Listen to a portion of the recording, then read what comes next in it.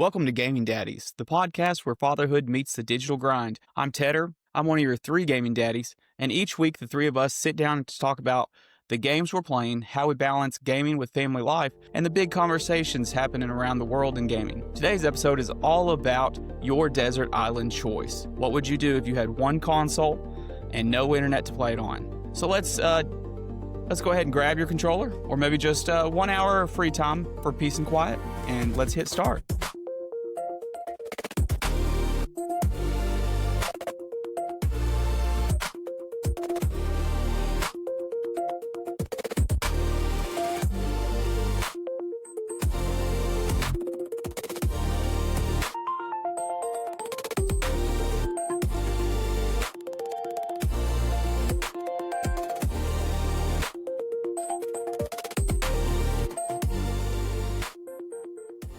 Welcome, listeners. My name is Chris. We have Tedder here, who you just heard on our intro. Joining us again is Jay Chipman, our third gaming daddy. Welcome to have you back, sir. Thanks, guys. So, how's parenting life been this past week? Got anything cool? Not too cool. You know, if the college kids come back into town. The other one's off at work. So I've got older kids, you know. Yeah. Kind of the same old for me. Yeah, pretty good. Good to see them. Yeah.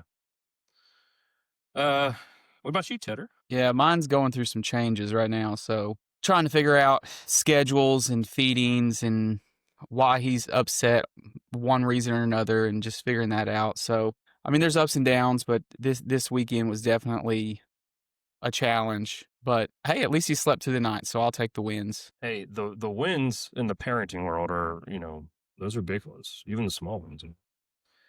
It was a pretty good week. Nothing really like standout-ish on our end. Just the usual eat, sleep, poop, repeat type deal. Nicole and Noah traveled. We had our first away game this past Friday, so they went up to Murfreesboro and hung out with some really good friends of ours. I don't know if you remember Bailey and Jen from our wedding or whatever.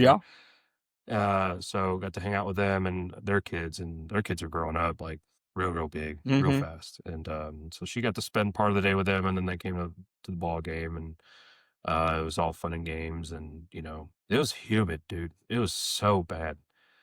My goodness, like I was wearing shorts and my polo, and I just felt like I was just covered in moisture the whole night. It was so awful. Well, I wish I could share your sentimentality, but ours was nice.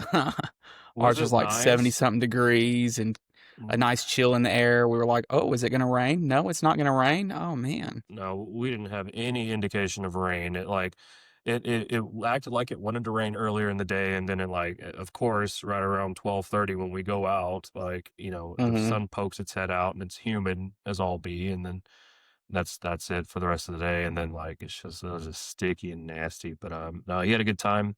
They left before fourth, and because he was starting to get fussy. Yeah. But yesterday, you talk about change with Ronan. Like yesterday, he was just fussy all day long. It was like you couldn't really please him. Like you could tell because he has his little signs for things like this particular cry means that or whatever. And so you'd meet those needs, and he's good for about 5 minutes, and then he starts getting fussy again. And so I messaged you about it, and he's like, oh, it's probably the weather change. And I didn't even think about that because the weather was changing, over the weekend. And so maybe that's what it was. He's been a lot better today. He was a whole lot better today. Yeah. He's been pretty chill. He got fussy towards the end of trivia tonight, but he was just hungry. But he slept all through the night last night, and we'll touch base with that later on. But it was nice. And like yesterday, I just felt tired. I don't know if you guys get this way, but there's 2 or 3 major sleeps that I look forward to after the school year starts. That first week of school, the end of first week of school rest is that's sublime. The first home game rest you get after coming home is amazing. And then that away game, after you get home from that away game, we got back, and I got back to my house at 1:30, I think. And I finally fell asleep at 2. I woke up at 10, and I was conked out all day. Like, I was just so tired all day. But then went to sleep last night, woke up this morning, I was fresh as a daisy. I don't know if that happens to y'all, if y'all have, like, similar experiences with that, but that was just me today. Like, I felt like a brand new man. But yeah, so, what about some, gaming things? Any strides made in y'all's gaming world this week? Well, I'll take this one first. RoboCop took a back seat this week. Been playing some Assassin's Creed Mirage. Did that quite a bit today. Enjoyed that. I think I thought I was making some progress, and then the title screen shows up. It's like, oh, this was like a prologue or something, and it was like a full blown mission. Just kind of setting that up. But no, it brought back a lot. Nostalgia, just like what we were talking about last week. It was exactly like playing one of the first 2 or 3 Assassin's Creed games, just with better graphics, obviously. But and it's not even really that new of a game, right? I mean, didn't that come out in 23 or something like that? So it's been around a while, but it's on Game Pass, so it's got to download it and give it a shot. Good game. Yeah. Which I started downloading Mirage too, but I guess Microsoft likes to buffer the speed. So as my 1 gig download was giving me a 7 meg download of the game, I was just like, I'm done with this. I quit.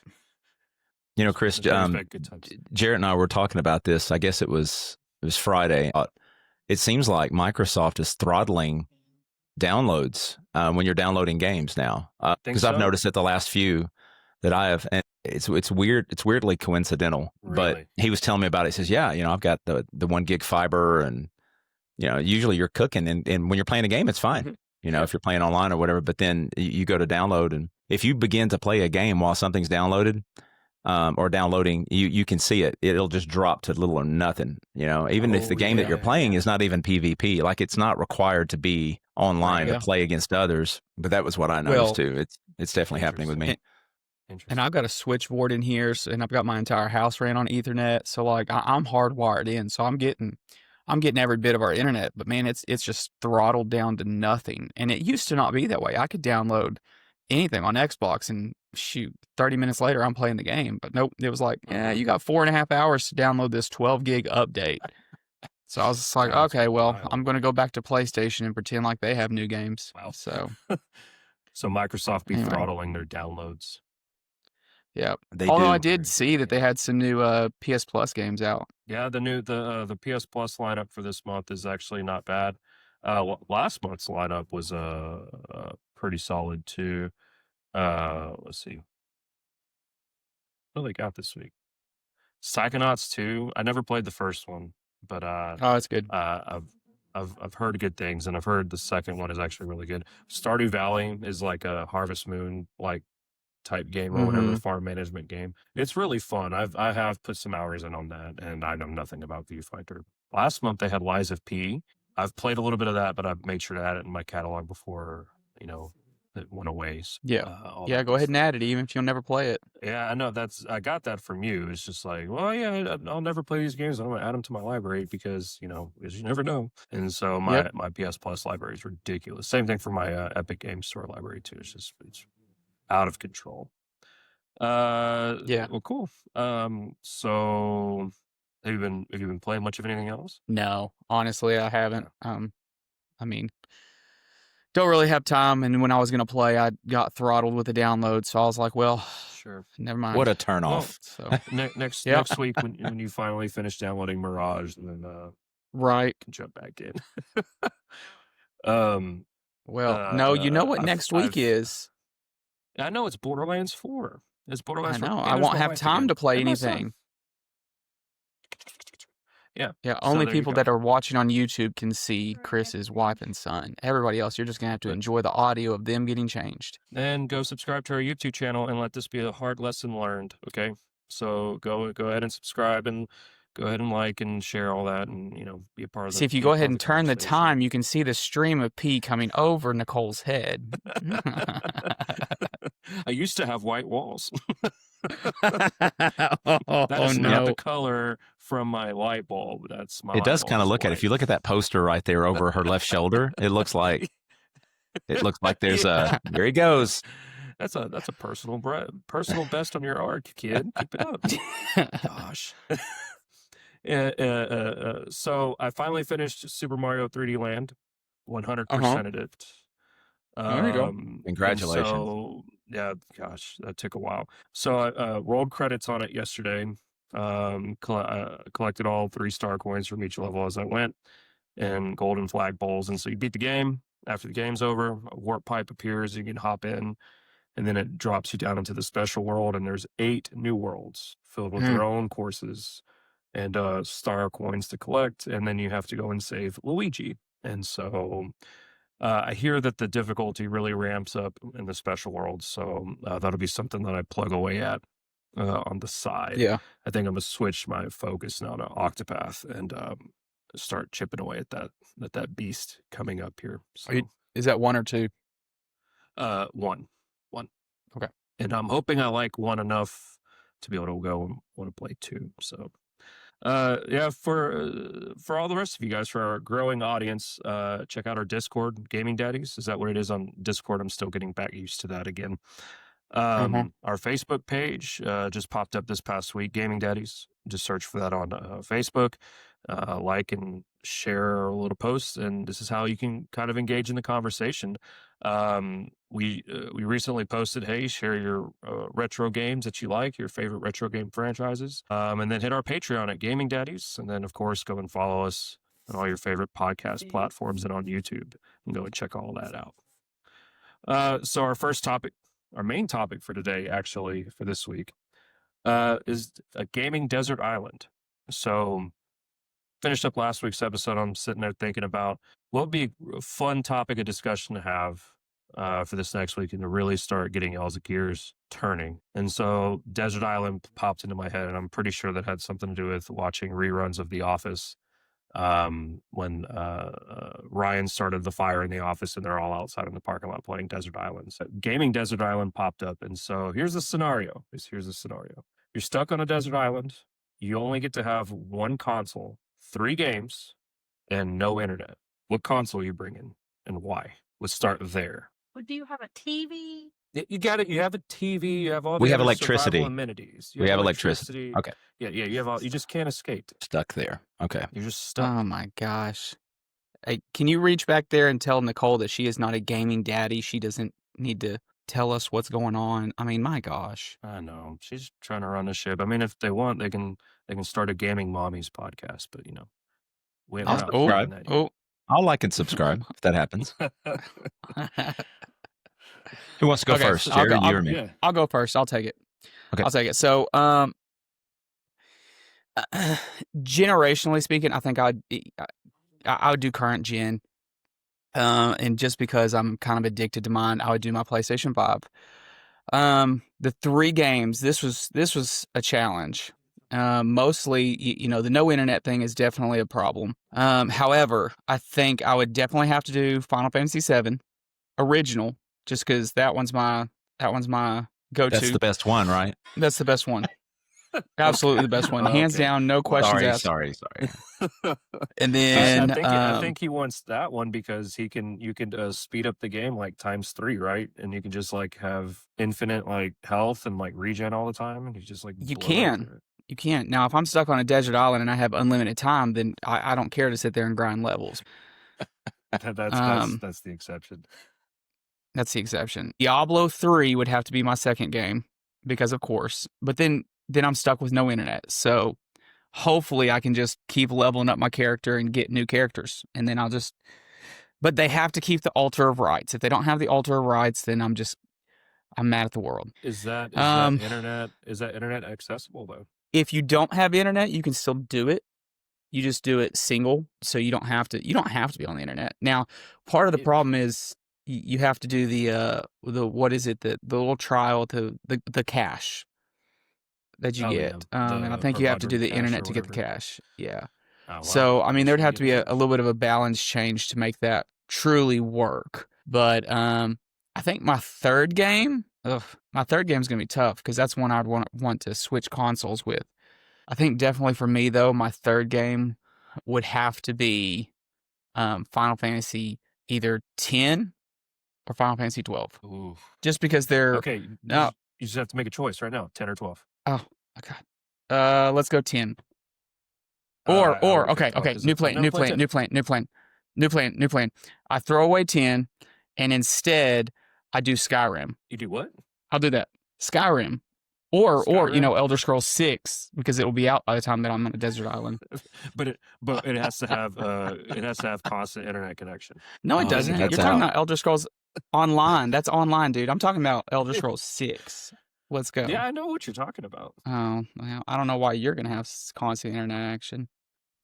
A little bit. Okay, those are my 3. Final Fantasy 7, Final Fantasy 7, an Elder Scrolls game, either 5 or 6, whatever's the most recent, and then Diablo 3. Fair enough. Jay, what are you doing? What are you bringing? So I'm probably going to go with the Super Nintendo. Hits a sweet spot of nostalgia. I don't own one anymore. I think it would be cool to have, just to go back and play those games with the real console that works. Cartridges work. You don't have to take them out and fiddle.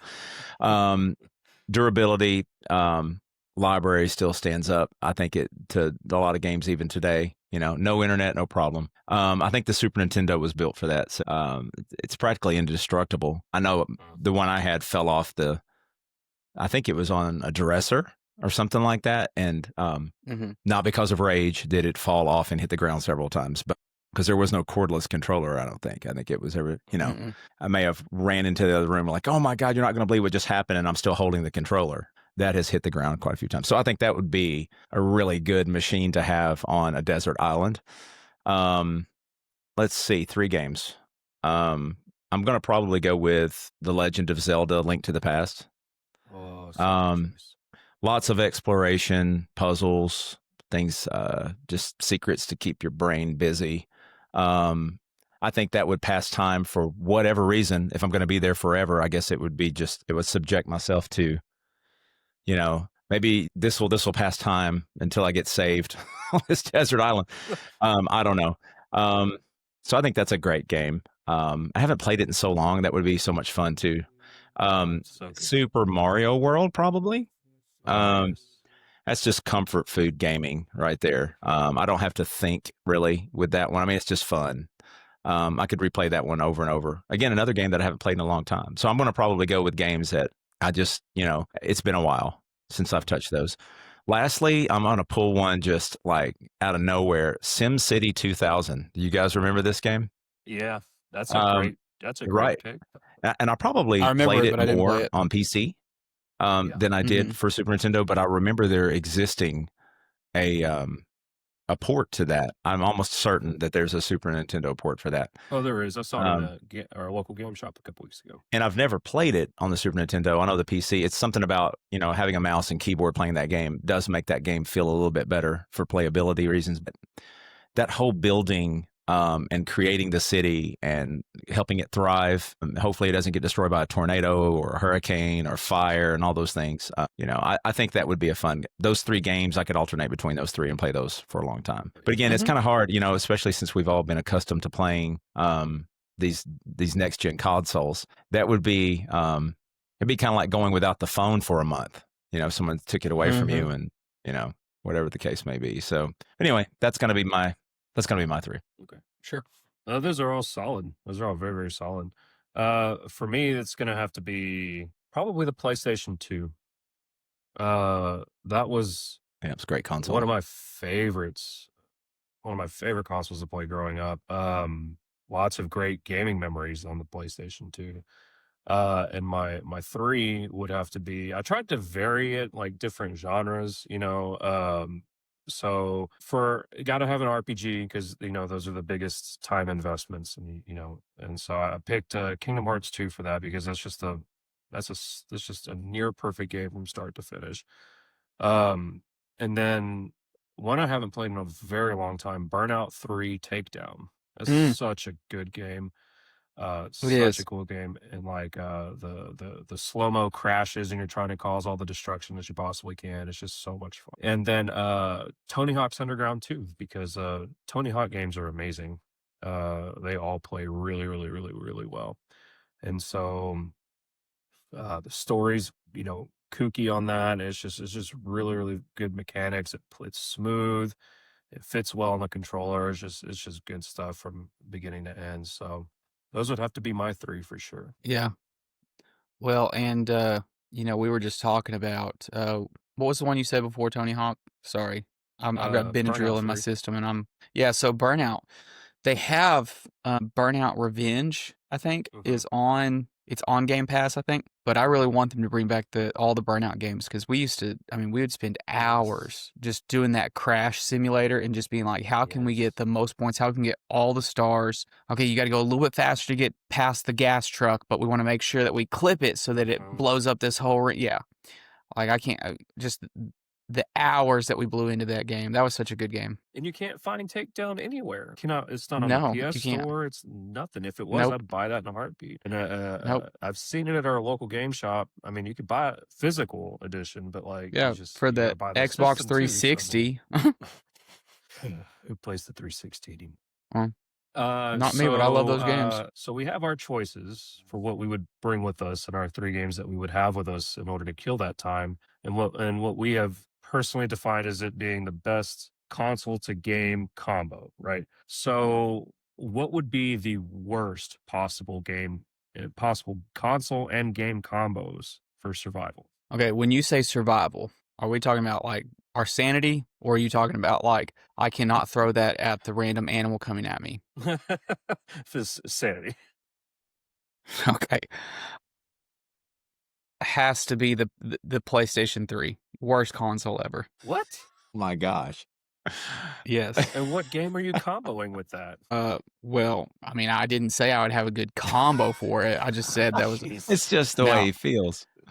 I just don't like big feelings about the PlayStation 3 was like the worst console. Why? What game would you Are love you joking? on the Or are you being PlayStation serious 3? right now? He's being serious. Yeah, okay. I'm being serious. I hated the Hey. PlayStation 3. Such a hater.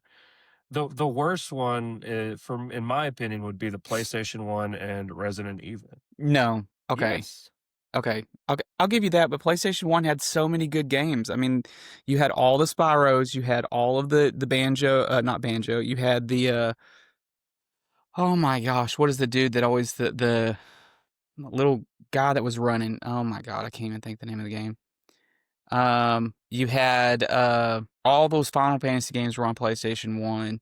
I mean, the PlayStation 1 was just a really good console. There's a lot of good games that come out for it. PlayStation 1 was one of the ones that just completely flew over. I think my brother had one, and I played it like maybe once or twice, but the only games I ever remember playing on it were like Spyro and Gran Turismo. But Ellen just texted me and said Crash Bandicoot. Ooh. Crash Bandicoot. See, that was a PlayStation 1 game. Yeah. It's a good rage-inducing game too. No, it was fine. Speaking of, have y'all played Uncharted 4, where at the very beginning you can sit down? You can sit down and play Crash Bandicoot? Yeah. That was pretty cool. You have to you play with his wife, right? Yeah. Like you have to beat her high school. Not Crash's wife, Nathan's wife. PlayStation only game? Uncharted? Yes. Okay. Yeah. Of It can course. stay on the PlayStation. Well, Jay, you now have it, so. Okay. So I'm going to go. This is going to take you guys back. Okay. This has to be the worst system that I have ever seen in my entire life. College buddy of mine had one. The Virtual Boy. Have you ever heard of this? Yes. Mm-hmm. Okay. I saw it one time. I don't know how long he held on to this, but Mario's Tennis is the game that he had. I think it was probably, and maybe it was the only game made for this. I don't know. It was the only thing I saw. And all I could think of was the next strain. And if the sun didn't get me on this desert island, the eye strain would even, because it was just red and black. If I'm not mistaken, I think it was just like a black screen, red pixels. And it was just, it wasn't even smooth. It was it was the most horrible thing that I'd ever seen. I will say that I believe that it was a good, it was probably something that was prefacing, future virtual, what's the PlayStation one, the goggles, the one that's out there now. Cause I don't think Microsoft has anything like that yet, do they? Where you can play. But anyway, I just remember how awful that was. I I would hate being stuck on a desert island with with that thing. If that was my only one, that would be a terrible combo. With Mario with the Tennis. greatest video game console of all time. Yeah. But if you ever run across one of those, you ever see one, don't buy it, no matter how much you think it might be classic or might be worth something, because it's not. It's not worth Anyway, not the me. shelf space. Yep. Perfect. Yeah, but you could throw it a lot easier, so you could throw it at the animals coming at you. So survivability just raised up 3 points. There you go. It's okay. There you go. But if your swing is as bad as that tennis racket in that Virtual Boy game, then you're pretty done. Geez. So no updates or patches. Which game is going to hold up? Which game still holds up? No updates or patches. Are you talking about you want original release, like day one version, or are you saying, hey, the current specs it is right now, it just will not get updated? Ugh. Day one, like out of the ones that we have proposed, what's the one that still holds up today? What do you think? I mean, Final Fantasy VII didn't have any patches.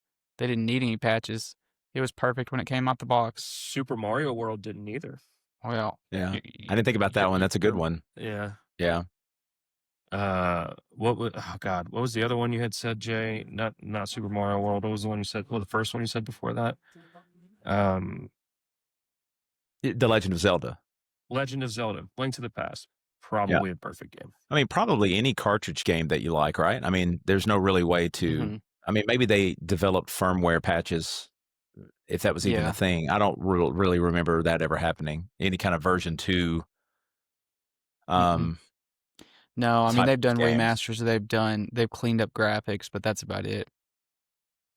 So maybe a better way to rephrase the question would be if, like, hypothetical updates or patches to the ones that we have chosen. Like, is there any in our list that would not need one? If that makes sense.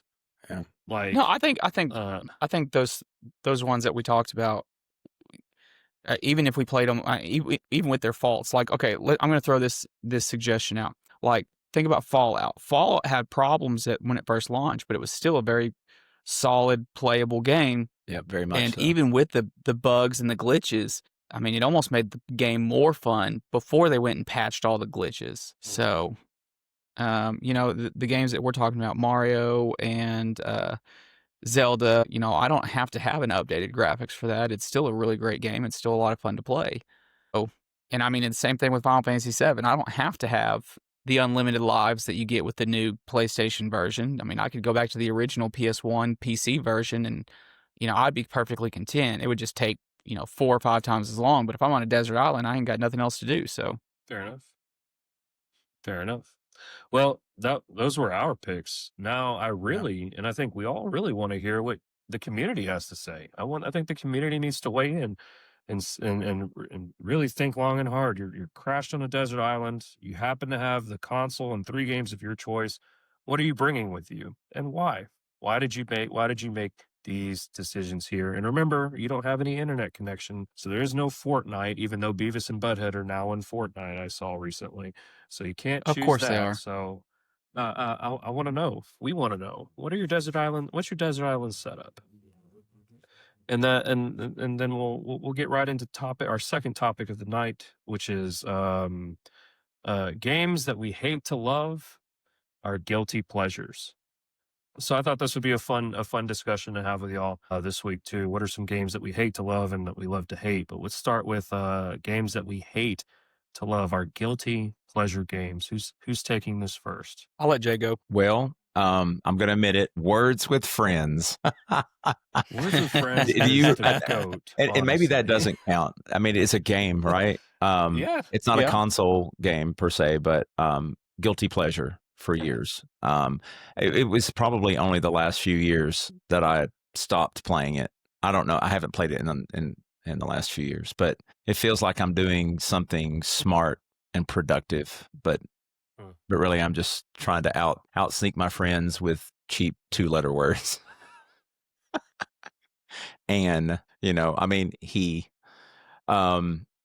consoles though, if we're going with consoles, I'm going to say Goat Simulator. Have you ever played that?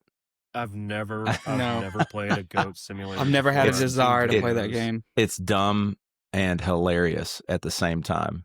I was about to say it looks like dumb fun. You can turn a goat into a cannon. I mean, I'm just going to leave it at that. If you want to experience true goat simulation, go pick that up. True Store goat near you. simulation. The simulation. That's what I do to my goat. do. Oh my gosh. Gosh, that's funny.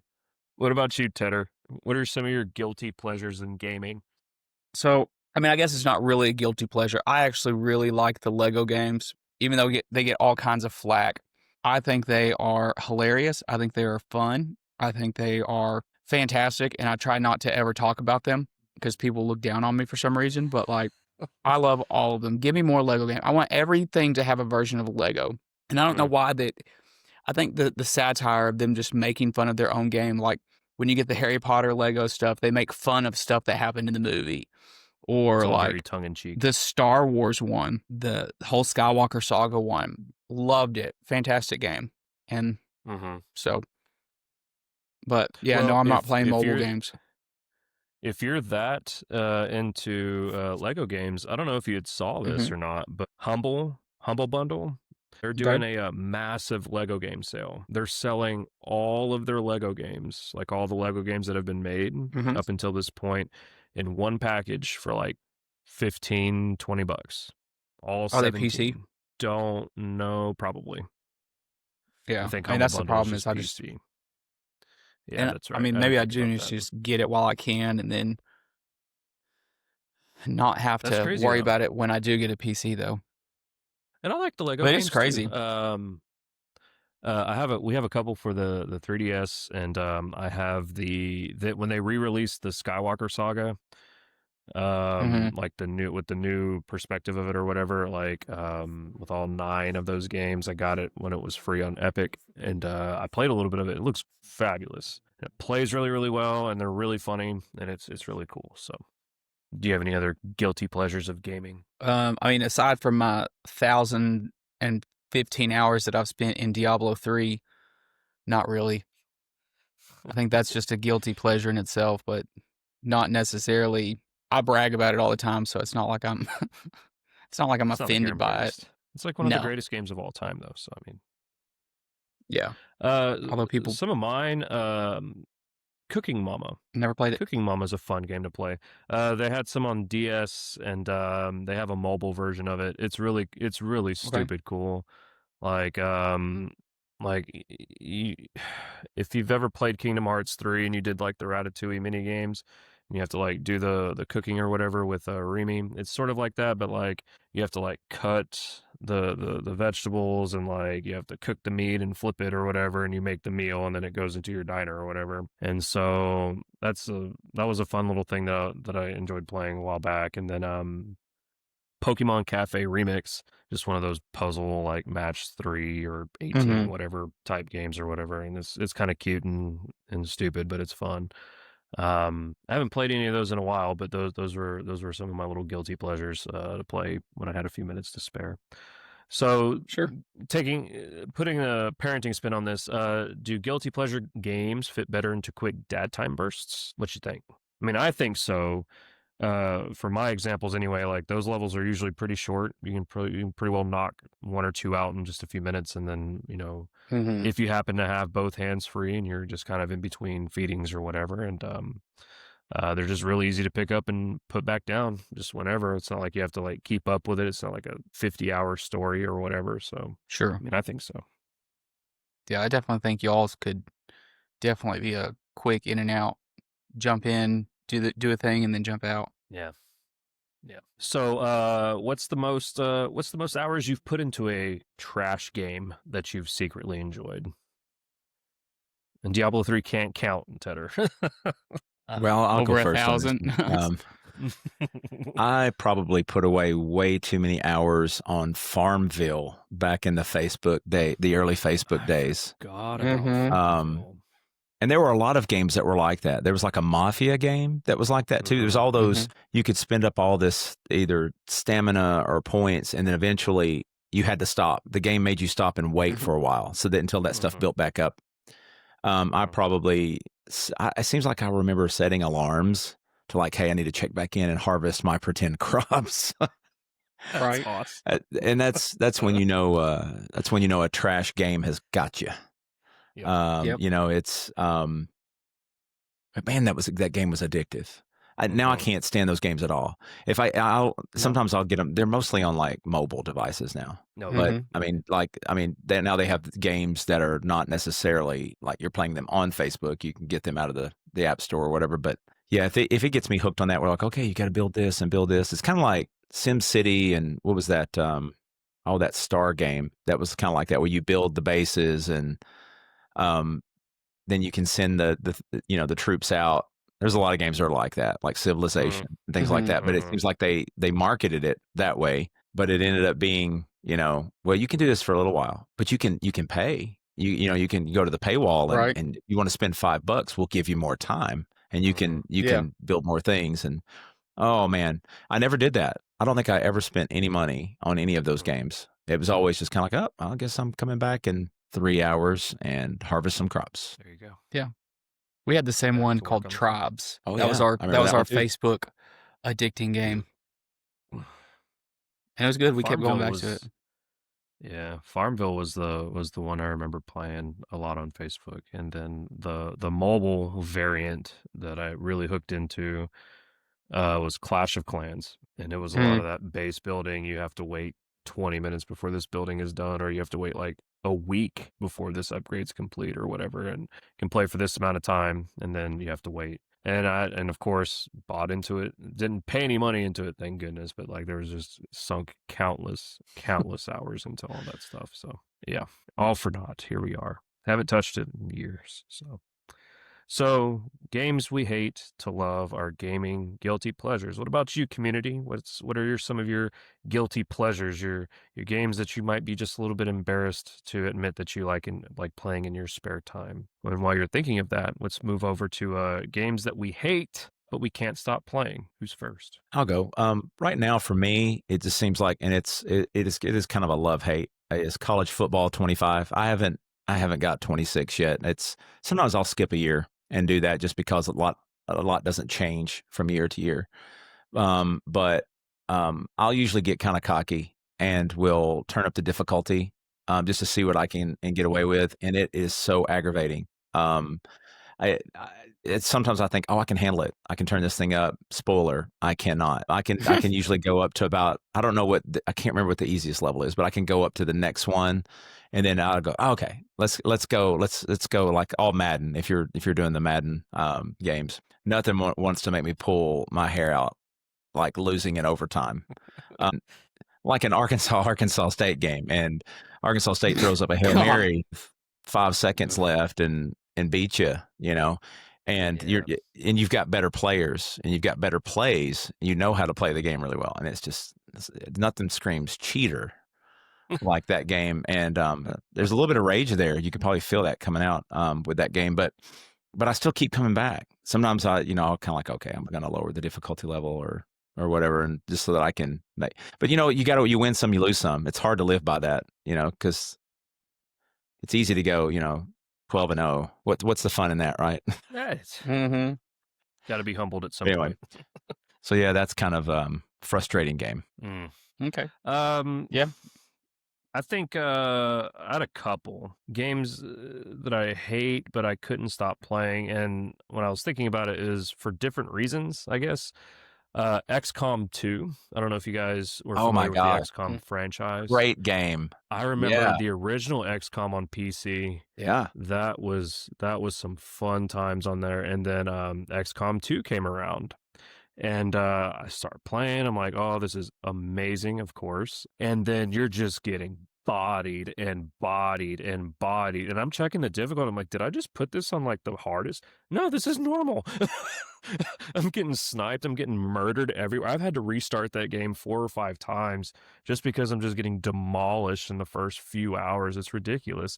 But that game just keeps pulling me back because it's just so much fun. You customize your people, like you can do all. I mean, there's just like it's endless the amounts of things you can do, and the challenge of that game is so like intriguing to me, and so I'll never get tired of playing XCOM 2. That was so good. What a highly immersive game for that. I guess it's turn-based, if I remember correctly, right? Yes. You set up your characters, and I think there 3 of them. Was there XCOM 1, 2, and 3? There was one on the original PC, or well, did they? I think I release a had that new on trilogy? PC, the first one. Yeah. I know that there was one on the PC. I don't know if they released a new first one on modern consoles, but they had the XCOM 2. They didn't have an XCOM 3, but they had a DLC called War of the Chosen for XCOM 2. That's what I'm thinking of, probably. Yeah. But God, it's such a good game. You customize your army, like you said, and like you have to position them across the map, and like in so certain tactical strategic spots. It's so tactical, and it just made it so much fun. And man, if you made a mistake, you paid for it really quick, really quick. And like the stress of it, like because you have to like do stuff. Like you're pretty well free to do whatever you want and whatever way you want to do it, but there's like a countdown timer. Like you're trying to like prevent them from researching this ultimate weapon or whatever, and you have to go do missions to help bring that timer back down or whatever. So if you ignore it for too long, it gets out of control, and then it's bad. It gets out of hand pretty quick. But man, frustrating game, but super fun. Elden Ring is another one of those games, and that's purely because of just how brutally challenging that thing is. And you're not just getting bodied by the bosses littered throughout this game, and you're having to spend hours learning patterns and movements here, and if you make a mistake there, then you're done. It's like you're pretty well having to reset it. But like some of the standard enemies that you encounter in the world are like really difficult to try to figure out, and it's a lot of like more strategy than anything. Like I need to dodge roll here, but if I dodge this direction, I'm going to get hit. Blah blah blah. This, that, second, and the third. But that I love that game, and so it just keeps me hooked on it. These next two are solely because I have a thing where I don't like starting a game and then not finishing it. The Uncharted games. Okay. I played those because pretty well all of my friend base was really high on those games and recommending them and all that, and they were really fun, but they tend to just go on forever, it feels like, especially when you get into the third act. Like it's very long-winded, so it gets to the point where I go from enjoying playing it to like, can we just finish this already? Can we just be done? And Are you talking about the first 3? Or are you talking about even 4? It was 3 mainly and 4. Okay. It was 3 mainly, and then 4 that just seemed to drag out for me. And for me, 4. The difficulty spike in the first one was ridiculous. Like when they started introducing, what was the supernatural enemy that they introduced at the end of there? Was it demons? The third one had the Jinny in it, didn't it? I didn't play 1 through 3. I jumped on at 4. Yeah. 4 but I liked 4. Yeah, I liked 4. And then what was the India one? Had the girl protagonist. Oh, the Legacy. the Lost, no, it was Legacy Collection. No, that was 4. That was still Nathan Drake. Anyway, no, I liked those. Go ahead. Sorry. Then The Last of Us. No, you're good. The Last of Us. I'll make this last entry a little very brief. The Last of Us, and 3 hours into it, I hated it. I was like, all right, I'm just ready to be done. So it was just like a mad sprint to the finish. So that's for me. Sure. What about you, Tedder? Well, for me, I think it's your online games. That I'm with you. I've got like top 3 that I would play. I'd hate. I'd come back to it. I'd play it some more. I'd hate. I'd be pissed about it. I'd come back and play it some more. But of course, your Call of Duties, your war zones, anything like that. You get mad about it. You leave it for a while. Then somebody's just like, hey, you want to jump in? And I'm like, okay. I guess I'll jump back in. And then you end up throwing the controller or just rage quitting. And then Destiny 2. I can't tell you how many hours I put Destiny into. Love Destiny. I do too, but my problem with Destiny is like I'm very much a solo player. I don't really like playing with people unless I know them. And Yeah. if you're playing Destiny, especially those bosses at the end or the big like bombardment of people, like you've really got to have a team that you're playing with. And so like it just got to the point where I'm like, well, I can't do anything because I need a team and I don't want to play with anybody. So, but then I just really liked playing the game anyway. And then my top one would probably be Elder Scrolls Online. That was one that like it was definitely one of those like you got to pay the monthly subscription, otherwise you can't hardly carry anything. And I liked it, but then it was either never ending or just I mean it's another online multiplayer that's just going to constantly be having things. And then again, unless you're playing with people, you're going to get blockaded by this ridiculous boss that you need to raid, and you can't do anything by yourself. So Yeah. but then I always like, well, they got a new storyline. I guess I can give it another shot, and I'll try it again. So, What about you, Jay? but that's it. Well, if we're going to talk about rage quitting, I do have to bring. There's a game up that I know we've talked about rage quitting before, and but I think I'm secretly proud of it because I feel like it's warranted. I feel like I deserve to have that rage when it happens. Is without a doubt one of the best games that I love to hate, Dark Souls. Without a doubt. I downloaded that game from, I guess it feels like 10 years ago. Is that about when that game came, the first one? That's 8-10 years ago? Probably. And I remember students at school saying, oh, you've got to play this game. Did you like Skyrim and you liked all these other, type of games, these, Elder Scrolls? Yeah, you got to play Dark Souls. It's nothing like that at all. But the kids had me believing. 2011. Yeah. Oh, wow. Oh, my gosh. Okay, 14 years ago. Well, so I think I bought that game. Biggest waste of money, but and I say that it's a great game. I mean, it's beautiful. The game itself is beautiful, but to me, my character, it felt like he died all the time. I mean, it was constant, and I think that's kind of what they wanted with the game. Yeah. They wanted you to feel that way. That I don't know if anyone has ever beaten the game without dying at least once. There's probably somebody out there that's ran through the game, but putting the controller down and say never again. No, I'm never playing this. I'm done with it. I'm not going to do it. And then of course the very next day, right back at it, asking for more. But I don't think that is a game I know I didn't finish. I know that for a fact. I never finished that game, but that's a game that I probably can never play again. Now that I finally decided enough of that. Nice. Yeah. And I think all those Speaking Souls-like games are kind of that rage building. Absolutely. If they're not making you rage build, then that game has failed. That's their sole reason for existing. Speaking of rage quit moments that you're proud of, Jay, do any of us have any other rage quit moments that you're secretly proud of? Not me.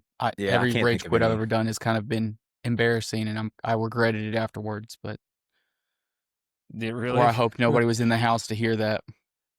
I guess they always make fun of back to college. Oh, sorry, Jared. No, you're fine. You're fine. Going back to college football. I mean, I have been there with seconds left when I've seen the ball flying, and the guy just like goes from 78 speed to 98 speed. And I'm thinking, what is happening? My guy can't catch him, and he catches the ball in the 20, can't be touched. It's like, oh, what happened to the system? The power went out. God, I guess I'm gonna have to play that game. I guess I'm gonna have to start that one again. Dadgummit.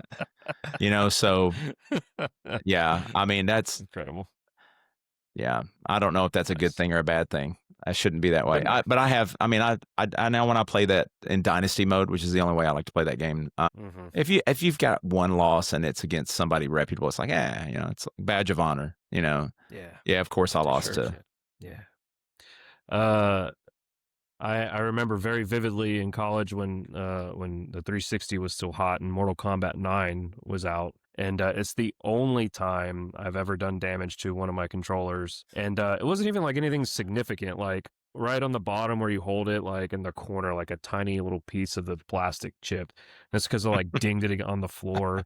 Because I'm getting to the Shao Kahn fight like consistently, but of course Shao Kahn's super OP and will murder you with the same combo in like 10 seconds if you just can't perfect it.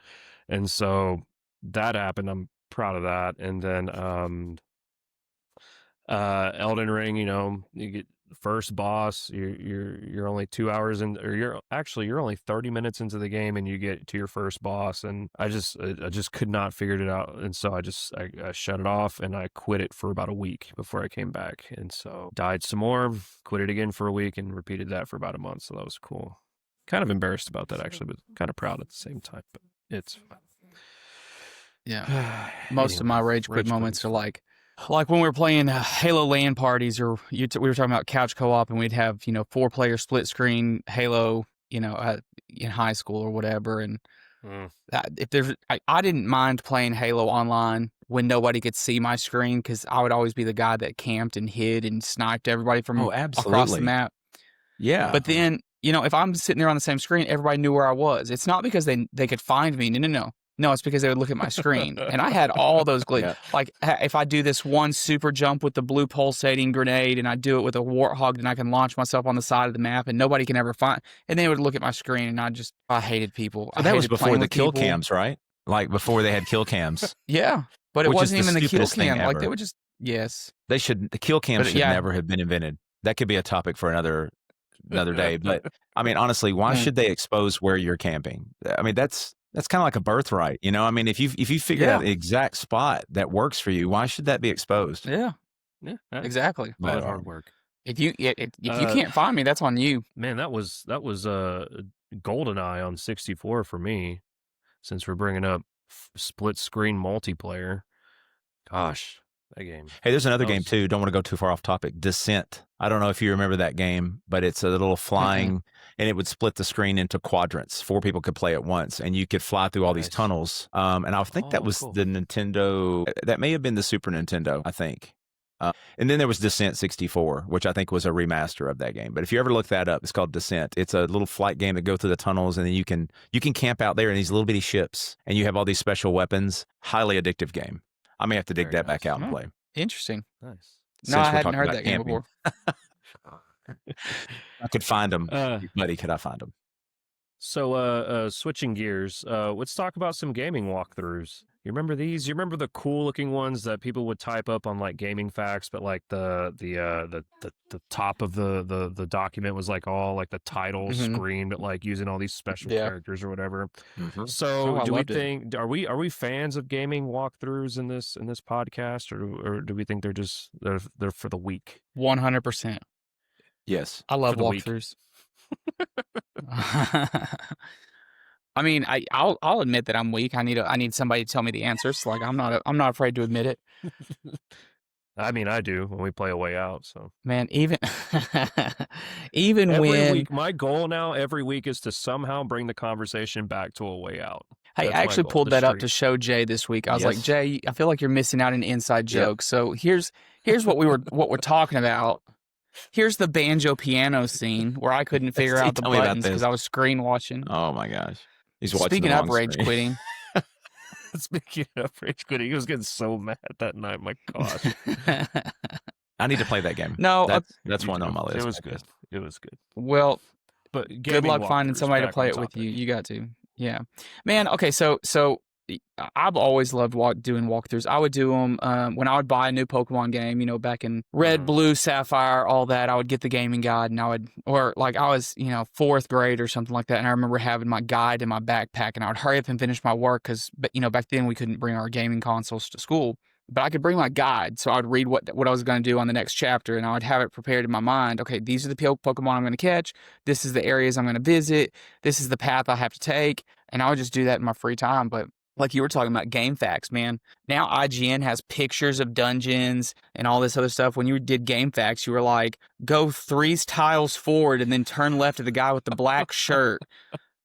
And then you're like, I didn't even, where's this guy with the black shirt? And he's 7 tiles forward. And like, so, but I would do game guides for everything. Like even those RPGs I would go to Game Facts and it would be 300 pages long. I didn't care. I would go read all of it. And then the other side of that is like when me and Ellen first started, dating, or even early into our marriage, she would sit there with the guide pulled up, and like I would be playing, a normal game, and she'd be sitting there telling me the guide, like, oh, you got to turn here. This is what you're going to look for, blah, blah, blah. So I love gaming guides. To me, it made it more fun. I figured it out within 30 seconds to a minute. Like I'd get frustrated. So it was easier for me to proceed. Like, it was more fun for me to proceed. I know what's going to happen, so let's go ahead and move on. I want the story. I don't want to get stuck on a puzzle. Yeah. I love using I do use walkthroughs from time to time. If I don't need to use them, like I don't mind trying to figure a game out. But when it comes to like super open-ended games, like think about Breath of the Wild, Tears of the Kingdom, Elden Ring, like That's those games that like drop you right into it, and then your the keys to the kingdom are yours, and you just go forth and do whatever you want to do. I can't stand that. Like I have to have some kind of guidance, like to go Sure. and do the things that what's a good path, this, that, second, and the third. And so if I'm playing something super open world like that, then I'll use a guide a lot of the time just to kind of make sure I'm doing the things I need to do or getting the right stuff I need to do, instead of just trying to like I'm wandering into the final boss without knowing it, and then I'm just getting destroyed. And then once I start completing games, like if I decide I'm going to complete a game, I'll use a guide to go and like get the things that I missed if I can't figure it out after a while. And I do like them text guides. And you're talking about walkthrough, like the walkthrough books. And I was one of those kids too that would, if I'm like, when I got Pokemon Yellow, that was the first Pokemon game that my mom bought me. And like I had the holographic walkthrough book, the game guide to it. And so I'd have it in my bag and I'd pull it out and like, I'd be like, okay, this is where I'm at. This is what I'm doing. This is what I need to do. This, that, second, third. Why am I getting destroyed by Lieutenant Surge? Oh yeah, because I'm an idiot and using water type against him and all that stuff. So I should probably not do that. And then like, not to mention there was an era where they would release like these special edition walkthrough books. So some of them were just really cool to have. Like Fallout 4's walkthrough guide was really cool looking, and I think I have the big like Bible thick version of Fallout 76. Is that the one you're pulling out? No, this is the Breath of the Wild one, but it's hard covered really cool. and like it's gorgeous artwork. That's impressive. Like, yeah. I mean, like, but I mean, and I still have it like earmarked from all the times that I tried to start that game and still haven't finished it. But yeah, gosh, it's like and there's like so many different cool ones. So it was like a fun collector's item too. Even if like you only use them for certain things, it was just nice to look at on the shelf. And those gaming facts were really fun to use, and like you'd bookmark them, so your bookmarks bar is just full of all these different walkthroughs and things like that. And so, but yeah, so that's just me. What about you, Jay? Well, I use walkthroughs quite frequently. Like Jarrett was mentioning, I'm a campaign guy. I love single player. Not a PvP guy. So, I mean, I'm always up to the challenge of trying to figure things out. I'll probably give it a longer go than like what Jarrett was saying, 30 seconds or so. But I mean, if it's a few minutes and I'm looking at this going, I don't see a way out. I don't, then I'm YouTube, here I come. A lot of times I'll just watch YouTube because I can scroll right to the point, because sometimes a mission might be 30 minutes long and I need to get to about 3/4 of the way through it. And then I'm just kind of scrubbing through the video. But just to give you a recent example of the answer being easier than I made it out to be, I was recently playing Indiana Jones and the Great Circle, and Jarrett can tell you about this. I went down into the catacombs and it's pitch black, and there's this guy that's down there that just it's I'm not gonna lie, it's scary as hell. It creeps up on you because I play it with headphones, and they're just coming around and taking you down. You can't see the guy, and it's like, okay, in the YouTube video it's saying use the whip and do all these things, and Jarrett said just use your gun, man. And I said, oh my God. It was like the movie. It's like the Indiana Jones like movie. The guy with the samurai, he's just spinning the thing around. It's just kind of like, pow, and I'm thinking, God, the answer was so simple. The YouTube video it was like it was trying to immerse me in it, use what Indiana Jones would use. I'm like, well, God, he would use the gun. That's exactly what he would use. So yeah, that was kind of like a trade-off there, of going through the walkthrough, and the walkthrough wasn't helping me. That's what was weird about it, because I was complaining to Jared. I was like, I was doing exactly what it said, but and I've got it set on the easiest level. I'm like, I guess I'm just that dumb. And he's like, no, just use the gun, man. But yeah, 20 years ago, text guides. No doubt about it. I mean, that was 10 years ago, probably the sequential images, because the websites couldn't hold that much data, and YouTube was, it was around 10 years ago, but I don't remember that many. I mean, I guess they were probably there, but I just remember the images going like, okay, this is what this looks like when you get there. And then now it's YouTube videos all day long. Yep. Yeah. Same, honestly. Or Yeah, the IGN. I'll YouTube. just go to IGN. Yeah, IGN's guides are really solid. I like using their stuff, Especially with their open worlds where they have the maps and they have the detailed Yes. maps, and yeah, those are great. Yes. The interactive maps are so good to use. So very, very helpful.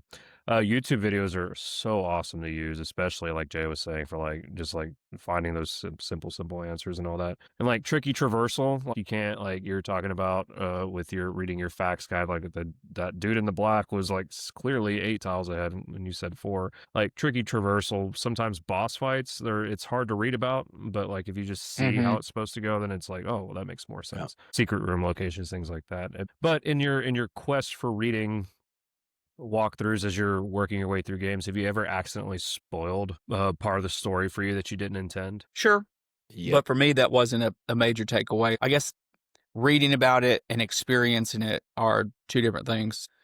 It didn't really ruin it for me, but yes, all the time. I'll accidentally go too far in the video, or I'll read ahead, try to be way far ahead, and it tells me how it ends or whatever. So Yeah, I hate doing that, and that's just the nature of the beast of just using that kind of stuff. Like Sure. I try to avoid spoilers for things as much as I possibly can, but like sometimes it's just inevitable. Like you're actually going to read ahead, or it's actually going to show it in the video or whatever. So that's, I guess, just part of it. Yeah, I've got to say, this happened to me in Skyrim. You know, and to this day, I still think Skyrim is probably one of the best games ever created in the last 30 years, maybe 20 to 30 years. I don't know. It ranks up there at the very, very top. Yeah.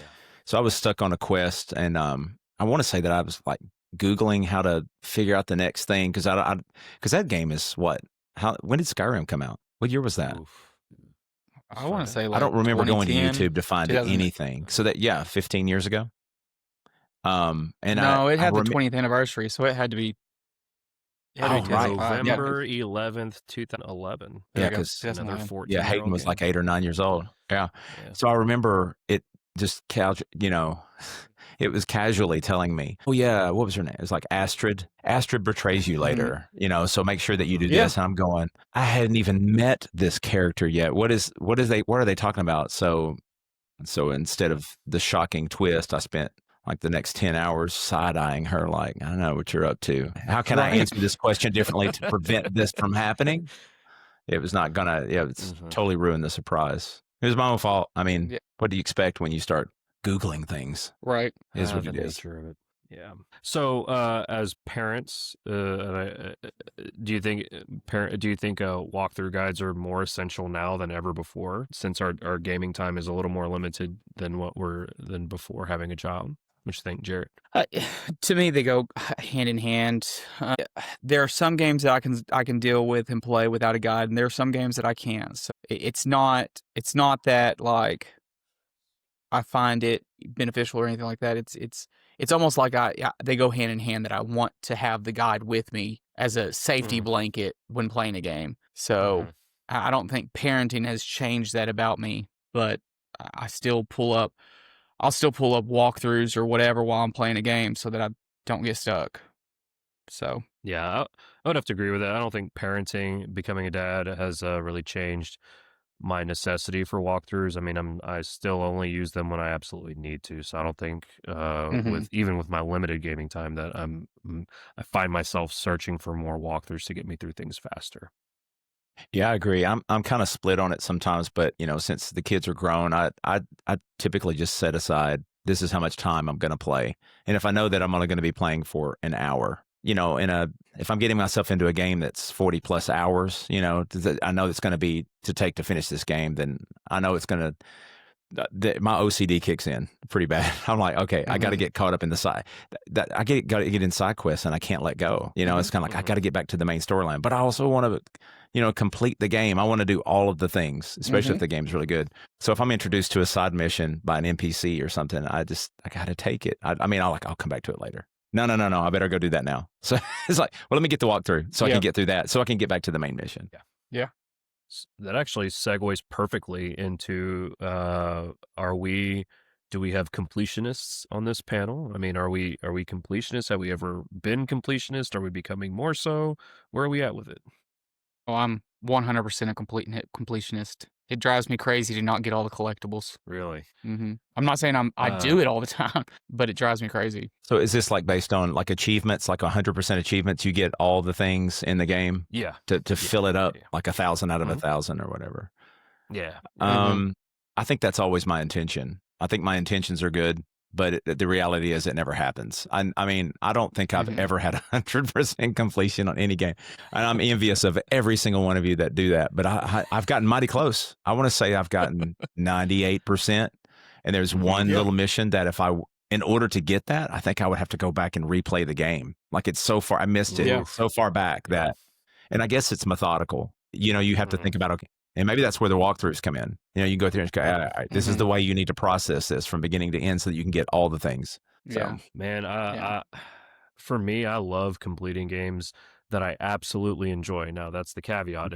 If I'm not enjoying the game that much, I just want to complete it, get put through it back on the shelf, and just be done with it, and just never look back. And so, but man, if I just get really hooked into it, then I am absolutely gonna 100% that. And I think my first ever 100% completion was Final Fantasy 12, and you know, I completed in that game for abilities and things. You had like a license board, and you had to get like license points after you level up, and you have to purchase like the ability to equip this type of equipment or this ability or this, that, and second and third. And so each character had their own license board, and so you had to level them up so much to be able to get the things you needed, but then you had to level them up even more to be able to get everything else on there too. And then they had the hunts, all these extra side beasts and things to go and chase and go and kill for contract and earn extra experience and money and things like that. And so I did all those things, and it was just that hooked me so much that I just had to go and do it and get ultimate weapon and all that stuff. And so if I fall in love with it, if I'm really in love with the game, I'm going to sit there and I'm going to 100% complete that. And I'm doing that right now with Mario 3D Land. And the plan is to do that with Octopath Traveler, but much to what Jay was saying, it's like, well, sometimes these are like situational. So like, if I get to the 99% completion mark, and the one thing I'm missing is something that I should have done in the first 2 hours, and here I am 100 hours deep, I'm not going to go back. And do all there's that a reality check there. You know, it's kind of like, is it worth that, or should I just get go on to the next game? Yeah, I'll just be like, that's the asterisk. I'll take it, and I'm on to the next thing. And so, no, that's where I sit on that. So yeah, that's my opinion. Since becoming a parent, has that do you think that's affected your mindset on it, or are you pretty well still the same? Like, if you just got to collect all the collectibles, or if you really like the game, you're really going to do what you can to complete it all? Well, for me, it's the desire to complete it has not changed. But even before I was a parent, it was, I want to go collect all these things. I want to do it, but man, I really don't want to go back and play this game a second time. It's too fresh on my mind. Or, man, that was such a pain in the butt to get through. I didn't want to do that again. Or, whatever, like if I think about it now, like going back and getting all the skulls from Halo 2, like I don't know that I'd want to go do that again. But like, those were hard. well, they were. And another issue where you had to have a walkthrough to be able to find them. Woof. Or what's the one where you have to jump through the hoops? It's like Halo 3, where you have to jump through the hoops in the exact opening theme to be able to get the I would have been your daddy skull. Oh, I don't know. But that was see. It's cool. So it's you're in the big mission where you're about to go take on the prophet, and like there's all these rings, and so it's this big long hallway to get to the end of the scene where you get to the prophet. But once you clear out the whole thing, then when you jump through the loops, each one has a different pitch. Well, there's a trophy and there's a skull that you get. It's called the I would have been your daddy skull. And so you have to jump through the hoops in the opening theme order, the theme song for Halo. So you have to go find the right rings to get the right pitch. But anyway, so that was again, who would have known to do that without like looking up a guide? But it still took an hour. So I don't think my mind has changed. I don't think my attitude towards it has changed. I think just like I've always wanted to be a completionist. I've just never wanted to put in the time to truly be a completionist, and that hasn't changed with being a parent. If anything, it's made it worse. What about you, Jay? Do you think that's changed at all, or are you pretty well the same? Well, here's the deal. I don't remember there ever being a thing, this being a thing prior to say 2002. Like when Hayden was born, if I finished the game, it was 100% complete. You know what I mean? It never really kept up with that prior to Xbox, the original OG. And even then, I think I know there were achievements. I just don't remember looking at it going, oh man, if I'd have just worked a little harder, I could have got, 100% there. But for me, for the longest time, until someone pointed it out, did you finish the game? I said, oh yeah, I finished the game. Well, let me see your gamer score. Let me look through this stuff, and then they see because you can see it. You can pull up anybody's gamer tag online and see what they finished. And then when they would look up, they go, oh no, you haven't finished the game. Finish the game. And I said, yes, I finished the game. No, like 100 of 100. Or 500 of 500. What does that mean? And that's when I started getting curious. Oh, you mean all those little things like Gears? I'm back into playing Gears Reloaded now with the new graphics and stuff, and just kind of playing with it. I messed with that the other day, and all the dog tags. I don't know if you guys remember all the dog tags you have to find on all the. But if you miss one of those, then you don't get the points. So you could be towards the end, and if you want to go back and get those dog tags, you're going to have to replay the game. And I'm just thinking, nah. No, I finished the game though. Right. Yeah. I didn't complete the game, but I finished the game. That's one of those asterisk type things. It's like, oh man, you're going to punish me for missing. But it seems like some of these games now will let you go back and play specific missions, and and I'm good with that. I'm thinking, okay, well, I can go back and turn the difficulty level maybe way down and still get that. Exactly. Sure. Just so that I can get those points, and I've done that before. Exactly. Yeah. And I really appreciate the games that like have the tracker in the in-game menu. Like, oh, you got 2 out of 3 here. You're missing 1. Right. But you can go back and replay this and go and try to find it again. Yeah. Yep. So the new Doom game did that too. Yeah. Now, I was just thinking about Doom. Doom was like that, structured like that. You can play. And it was chapter select, so you can go yes, do the chapter that you want to remake and all that. And just put that sucker on, don't hurt me, and go and do the thing or whatever. I pretty well play the same thing. The only thing I guess that's changed differently is I'd probably take just a little bit more care in deciding what games I really want to complete, because sometimes my gaming time is kind of precious compared to between work and taking care of Noah and spending time with Nicole and all that stuff, and with friends and family and things like that. So yeah. So talking about achievements and things of that nature, what's the hardest or most ridiculous achievement you've ever chased? I'll let Jay take this one. Okay, so I think the hardest achievement I've ever chased has got to be The Outer Worlds. Have you guys played that game? Played a little bit. I need to go back. I think that's the one that's kind of like Fallout. Isn't it the creators of the original Fallout series? Never actually got to 100% completion. Too many side quests, companions, hidden collectibles, those type of things. But I kept trying to squeeze in just one more mission, or choice before quitting just for the night. I just give out and go, okay, I just can't do this anymore. It's that mix of frustration and fun that just keeps pulling me back in. But I never got to see that full completion on that. And I think that's one of those games I don't think I could go back and. It's a fun game, but it doesn't have the replay value for me to go back and go, oh, because I think I got into the 90-something% there. It was one of the closest ones to finishing it. And when thinking about this question, I remember playing Final Fantasy Remake and Rebirth when you have to do this in order to earn the summon. You have to do the summon fights, and and you get star ratings on them. And because I am the sheep that's trained to get all the stars, like to get complete full 3 stars or whatever it is on their top rating, you have to beat them in under a certain time limit. And so figuring out that disgusting puzzle of how to complete this quickly is just really ridiculous. So any time that I've managed to reach that high achievement, I'm like, oh God, thank you. I'm proud of that. Yeah.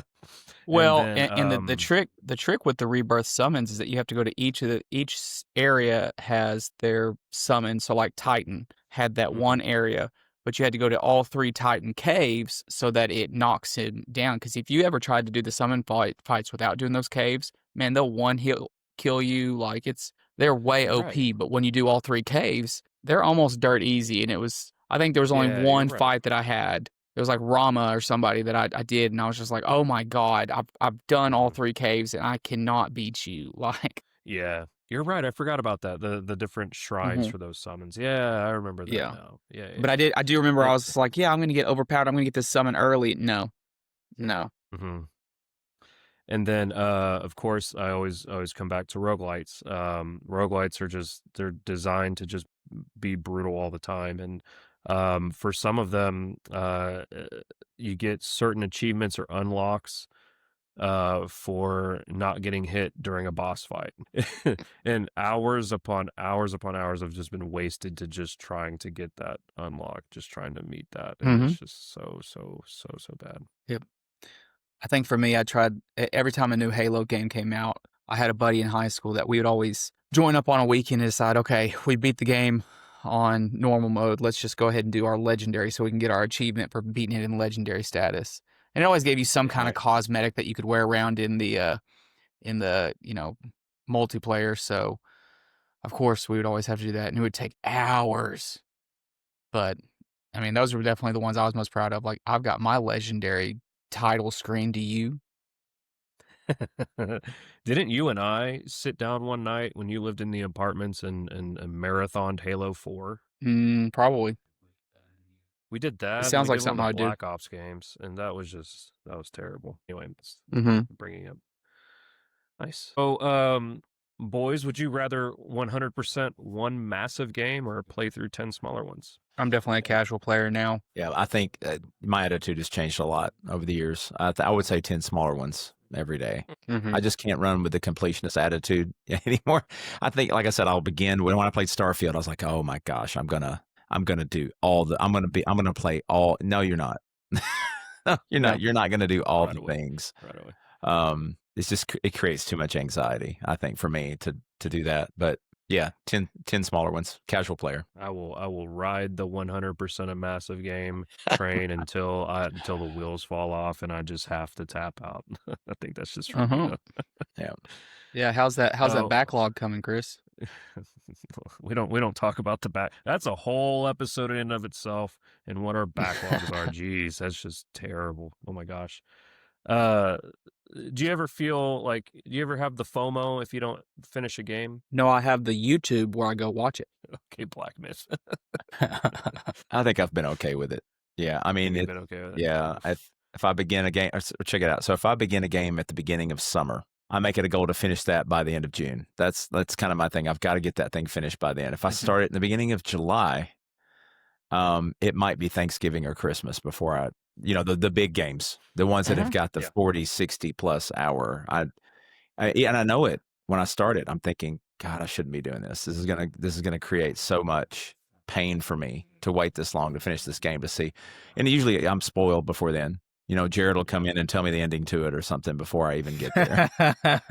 Did you hear that so-and-so, this happens at the end? I'm like, no, I didn't know that. But anyway. What Hey, about I you, still Jared? haven't the FOMO. No, you're man, the I've already said YouTube. it. We just talked about that. We're the YouTube Yeah, no. thing. If I can't finish a game like what's Yeah. the name? Hellblade. The Senua Sagas. Man, I tried playing that. I was like a little baby. I jump scared and peed my pants. So I was just like, I'll watch it. I don't mind watching it, but I can't play it.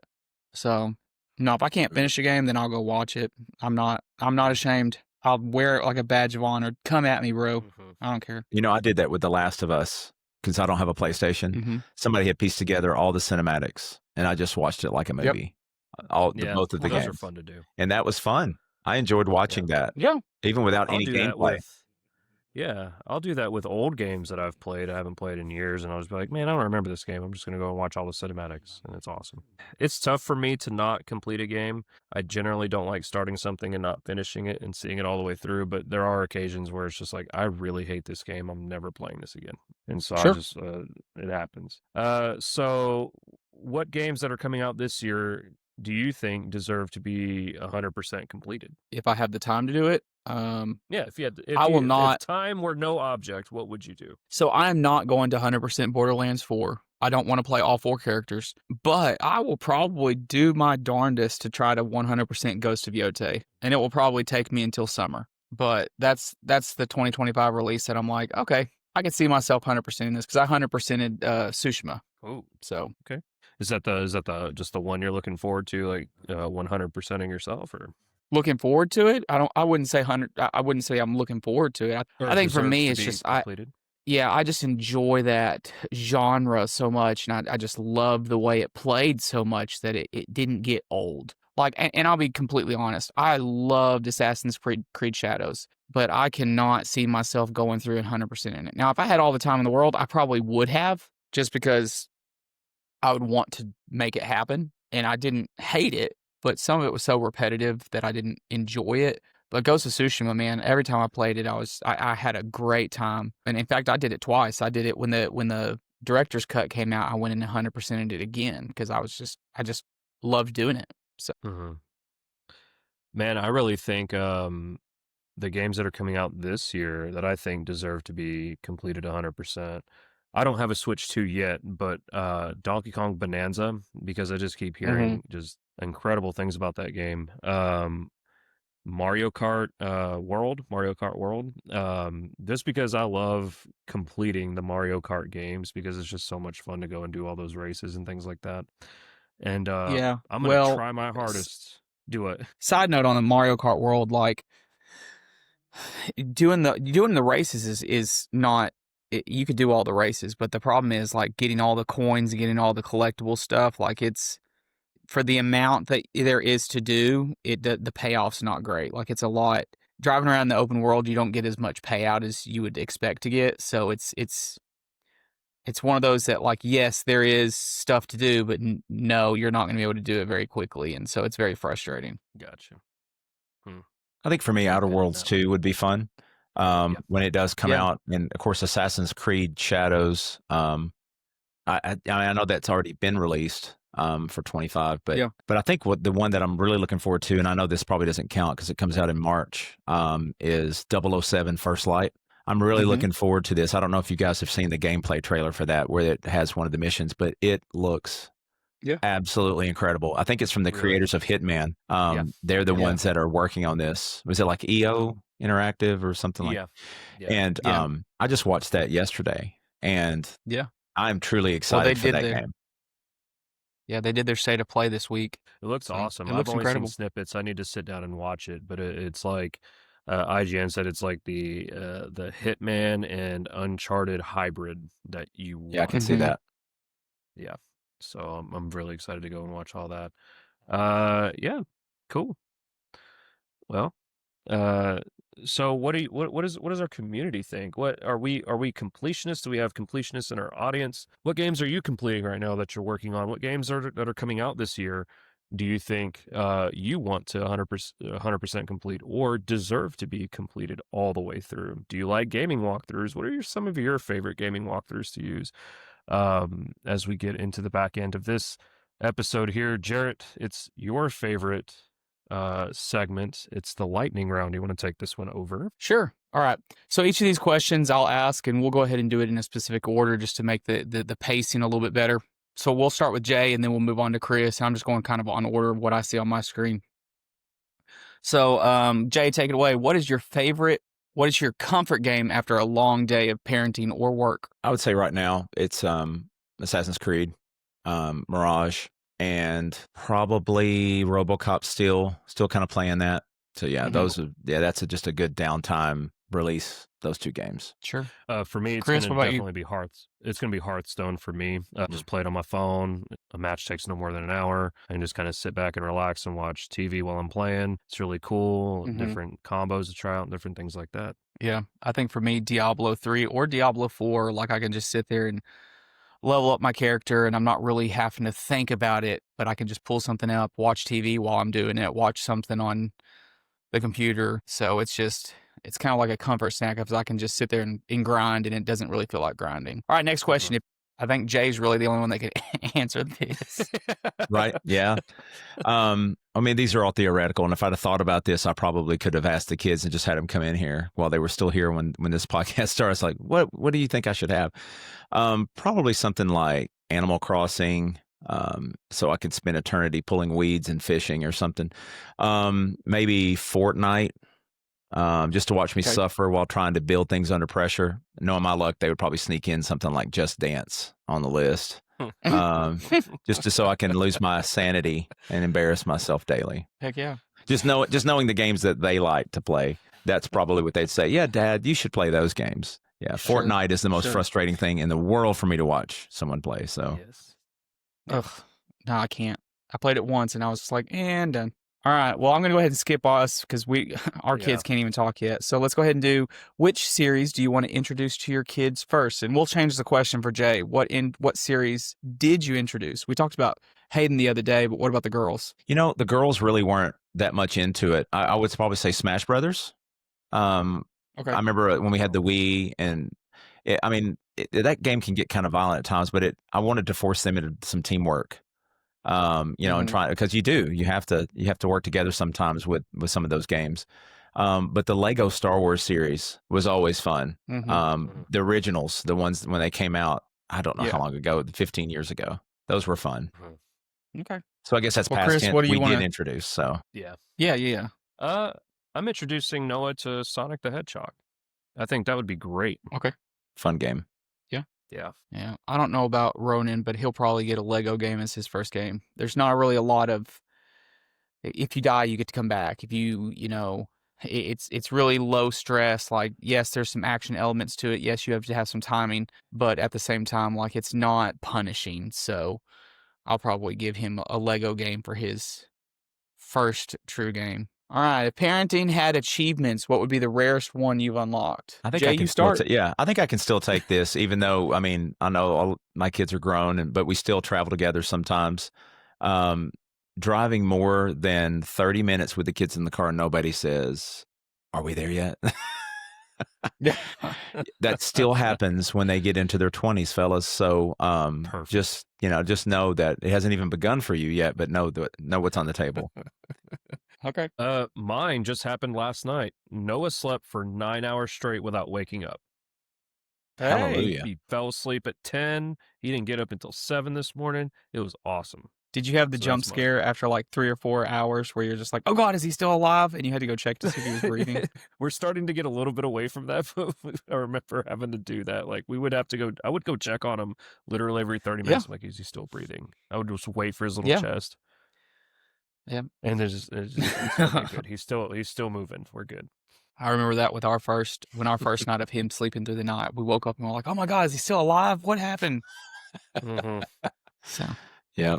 anyway, I don't know what my rarest one would be. I feel like every day is kind of survival with him. So just keeping him alive, I feel like is a rare achievement for me, but I can't even keep a houseplant alive. So the fact that me and Ellen are still living is fueled on nachos and a lack of sleep. So That's the secret. You know what's even better? You're Apparently. still together, which is great too. Something to be said That's about true. that. Teamwork. that's true. Makes the Yep. dream work. Yep. Many hours spent on It Takes Two just to make sure that we get our marriage counseling in there. Jeez. Gosh. Okay, now we're going to talk about what's hot in gaming this week. Give me 2 to 3 timely headlines or releases from 2025. Ooh, who's going first? Well, I did a little research because I haven't been keeping up with it as much. So I just wanted to see what seemed hot to me. There's this game coming out. I'm a big, as I said last week, I love Metroid. And a game that I haven't talked about is Castlevania. So I don't know if you guys played much Castlevania, but Love Castlevania. apparently there is a universe where those two are almost mixed together called the Metroidvania universe. Mhm. Yep. And a Hollow Knight Silk Song is a game that is coming out that I didn't even know existed. And that really sounds exciting. I think I would want to play that. I think it's a platform game, just kind of like those two are. So I'm kind of excited about that. And then Dying Light has got a new game coming out. I don't know if I'm really excited or annoyed, which I know we're getting to that about that one because I've played Dying Light before. It looks really, really visceral and immersive. And then, of course, Borderlands 4. I've got to get caught up with that. I've got to play, as you guys said, play 2, 3. So I can be ready for that because I'm afraid I'm going to be lost as a goose with Borderlands 4 if I don't play the other games. Which, did you know Silk Song is on Game Pass? No, well, I think I did know that. I just haven't. I've got too many irons in the fire right now, but that is on my list. Yeah, I need to play that. The backlog grows. Yep. All right. Yeah, to piggyback off of Jay, like the Silk Song release is the reaction to that. Like if it just came out on the 4th a few days ago, and if you haven't seen it in your gaming news digest, it currently sits at 540,000 concurrent players on Steam. And when it initially released, like it crashed Steam servers. Like it made it impossible to buy the game for like hours because it was just getting flooded so much. Because this has been just so highly anticipated for years and years. And like, I have Hollow Knight, and like, I'm seeing all this really good reception to Silk Song, and like, makes me want to boot up Hollow Knight and play through it. And it is one of those Metroidvanias. It's like the combination of Metroid and Castlevania, the exploration and the double backing and all that stuff. And like, if I remember right, like it's all hand drawn. It's like hand drawn, like graphics and things like that. And like and it just looks so cool. And so I'm really considering doing that. And then we just had a recent update from Tetsuya Nomura, who I believe is behind Final Fantasy. So like he gave an update on Remake Part 3 as well as Kingdom Hearts 4, and said that development is going very smoothly on both of those titles, and just have to be patient. So I'm not patient for those games. I need those games like 3 months ago. And then James Gunn announced that he has finished writing the script to Man of Tomorrow, the follow-up to Superman that's not really a follow-up. July 9th, 2027 in the movie world, and it's going to feature the return of Superman and Lex Luthor. But in the drawings that he posted, in which he had DC Comics artists draw some different panels as part of the announcement, like it had Superman, David Corn's Superman, but then it had Nicholas Holt's Lex Luthor, but in his power suit like he had in the comics, the anti-Kryptonian power suit. So very intriguing stuff. I need to sit down and watch Superman when it finally hits streaming and I don't have to pay to rent for it. So yeah, sure, I'm really excited about that. Sure. Well, I jumped down a rabbit hole because I wanted to find out the newest updates on Elder Scrolls 6.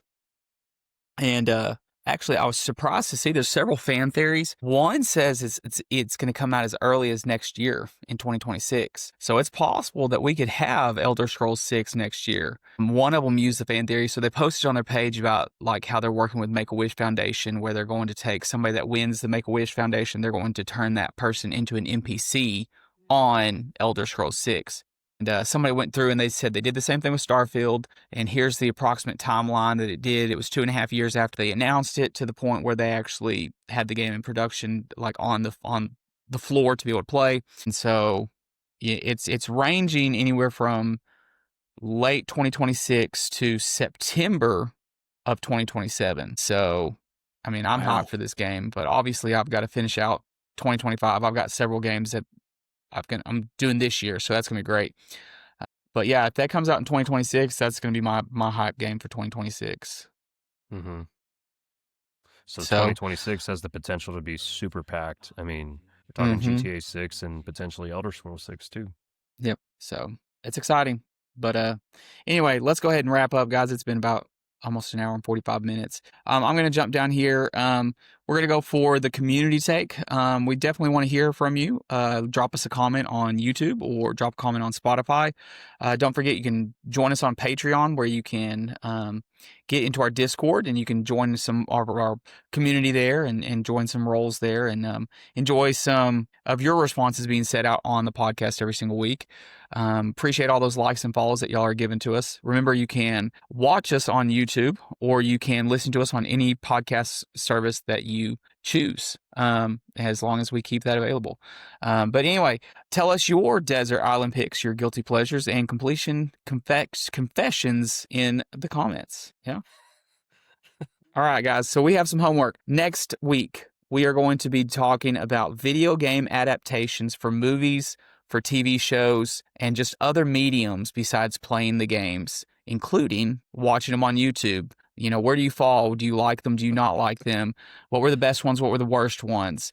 So definitely be prepared. Join us next week as we talk about that. And guys, I think we all need to go watch Borderlands 4 this week, or go watch Borderlands in true celebration of Borderlands' release on Friday. It is Borderlands 4 release week, baby. It is Borderlands week. Update on that. My wife said I cannot get the Super Deluxe Edition. I was shot down. She said no, can't do it. But you can get the regular game. So I was like, okay. Hey, it's a I'll win. take my wins. We take the wins, Chris. We take the wins. That's exactly right. So Friday, is that right? Is it this Friday? Release is Friday. Yep. So which means I'll probably get to play it like Saturday sometime. Oh crap! I forgot we have a ball game Friday. Okay, so Saturday is Borderlands release day. Let's go. Yep. And we have rehearsal in the morning, so Saturday afternoon it is. Saturday afternoon. Just bring the portable. Just take the portable with you. I'm balancing EQs up here. That's what I'm doing. Don't judge me. You can't multitask. Aren't you a percussionist? Isn't that your thing? Boom chick, boom chick. All right, guys. Well, with that, we are wrapping up this episode. It's been another great one, and we look forward to seeing you next week. Thanks, y'all. Peace out.